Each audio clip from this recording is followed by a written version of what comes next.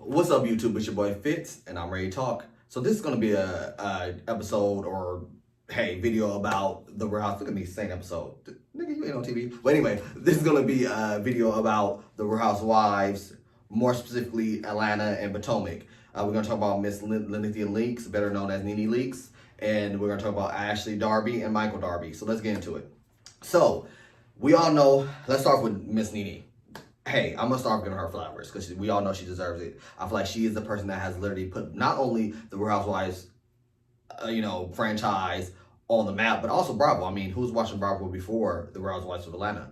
I feel like she deserves all that. She is literally next to New York, New York parlor. She's literally like the next, to me, the next reality queen after her. Of course we know I love New York. She started that whole, Flav, all that. I feel like she started the whole putting the boisterous black woman on TV, right? And not necessarily in a bad light. I feel like, New York did her thing, right? But let's jump back over to Nene. Nene did her thing. We all know that Nene was, all the memes, all the funny moments was surrounded around Nene, right?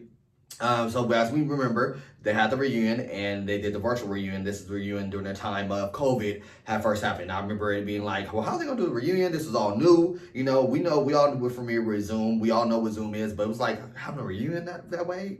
Come on now, these boxes, and we want to see some hair pulling, right? Shout out to Portia. But it literally worked out. It worked out fine. The only hiccup was that Nene got upset and she closed her laptop and decided not to return back to the reunion midway through. So of course that put a bad taste in not only Bravo's mouths, the producers, Andy Cohen, right? Like that literally, I mean, that would have literally put a bad taste in my mouth. I'm sure their contract, they're supposed to be present for the reunion. If not all, every scene they're supposed to be in, the reunion I feel like would be the main event, right? So to say. So she did that. So then shortly after that, of course, unfortunately, Greg passed, which is still kind of shocking to me. That's sad, because I feel like they were definitely in love. So of course, my heart goes out to her for that. But she decides to come out and say that, Andy's racist. And it was like, wow, we were all kind of like, damn. Now, I will say, I've always kind of found a little gripe with Andy. I mean, I feel like he has done a great thing, the Real Housewives. His little playhouse, his little after show, late night show is pretty good. It's pretty dope. I enjoy it, right? Most of the franchises I enjoy. I used to watch Beverly Hills. New York, I never really got into, but of course the two black ones, hey, Potomac and Atlanta, I never miss. So, of course, shout out to him for that. But I did always have a gripe when it came down to not only the way the black woman was kind of portrayed in a way, like I said, there has been great moments, right? But also I kind of have found a gripe when it came down to like the vacations they would take. Watching Beverly Hills, I was able to contrast and see that they always they would go to Paris and France and stay in these luxury, hotels and resorts and all this stuff. But then the Real Housewives of Atlanta would go they would go to Mexico, for instance. Like, they would go to like a small ass little it was achievable, right? For the normal person. Now we know that the Real Housewives, the whole franchise is supposed to be these rich women who are following their day-to-day life. You're going to Mexico, baby.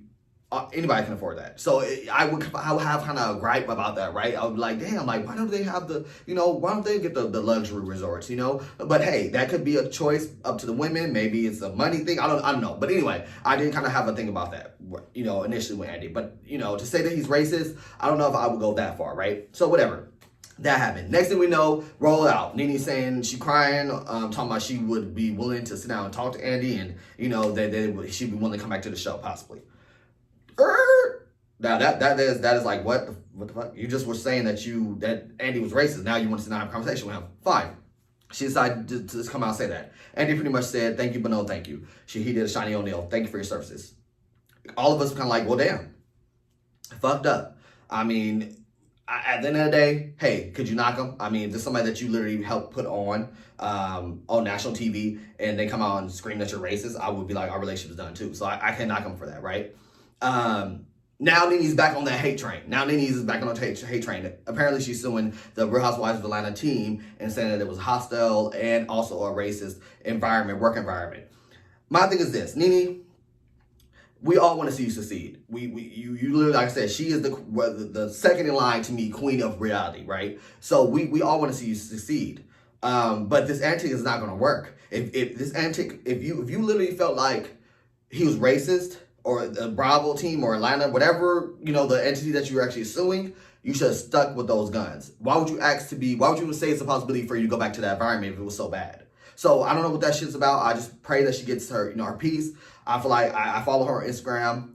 Her Lenithia Lounge it looks amazing. I just feel like just stick with that. Maybe you could have spin off, kind of like Vanderpump did, or like Kenny has done, with your restaurant and show off your lounge, and show off your team. Maybe you could do something like that, but you need to cool the brakes. Stop every year coming out with some bullshit. Just sit back, make sure it succeeds, and then you can go ahead and show it. You know what I'm saying? I'm sure it burned her up that Candy got her show, right? Candy got a show that she actually could do. But she has to realize Candy has been in business for some time with her restaurant before she actually got the show, right? And Candy hasn't even spoke about that she actually tried to get a show years before, but it never happened. So God's timing, right? Nene, you need to sit back and just chill. Your time is going to come because you add something to the reality TV world, and you're special, right? Like everybody has flocked to you. You know what I'm saying? I still use Nene memes, and she ain't even on TV. You know what I'm saying? So she actually has a gift of reality TV, right? So I feel like her personality is very, very catchy, but she needs to make sure she stays in that light, because if you turn around and make people not like you, that's your whole brand, right? We all enjoy her as Nene, and a lot of us enjoy the earlier on Nenes, right? We kind of still, it's one of those things where she captured our hearts, so we kind of just stuck with her. But towards the end of end of her time at Real Housewives of Atlanta, I kind of stopped feeling Nene because she started seemed like she was on a high horse. So I just hope that she takes some time and return back to Nene that we love, right? All right, enough about Nene. Let's go ahead and get into Ashley Darby and Michael Darby.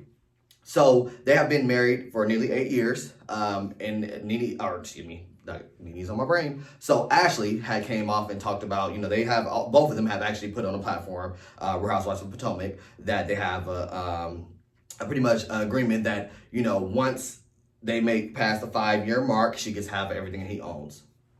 Baby has done it. She has done it. She's about to get paid. They literally have been together for 8 years. And she's about to get half of, what he owns. You know what I'm saying? He's estimated worth $10 million.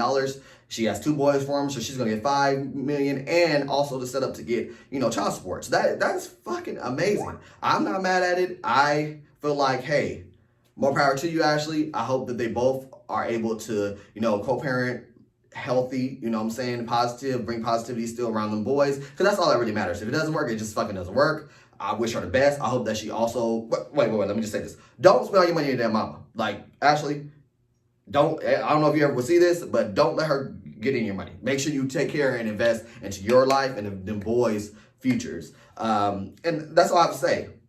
So, guys, make sure that you also comment, share, like.